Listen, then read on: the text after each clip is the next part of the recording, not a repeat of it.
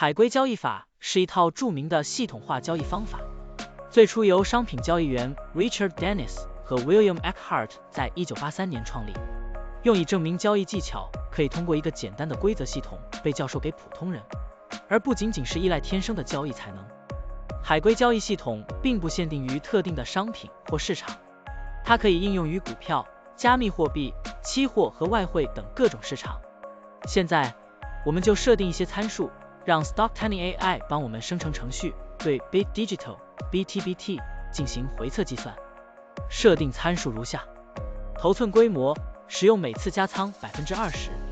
入市信号，当市场价格高于过去20日的最高价时，视为买入信号；反之，低于20天最低价时为卖出信号。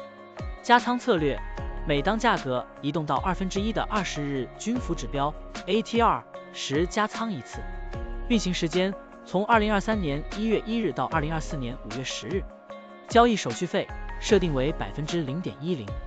好了，按照上面的设定，视频下方就是持仓的情况，蓝色为股票仓位，黄色为现金仓位。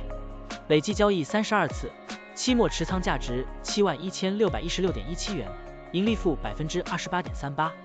相比持仓不动，多盈利负 260.17%。如果你希望使用更长期的信号，可以把参数修改为跟踪55天最高价突破时建仓，其他参数也按照55天周期来设置，这样就可以得到新的回测结果。累计交易27次，期末持仓价值77512.50元，盈利负 22.49%。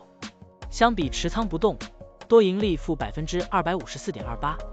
股票的波动特性不一样，盈利效果就不同，参数设定不同，盈利效果也会不同。怎样找到最优的组合呢？请评论区留言，让 Stocktiny AI 来帮助你。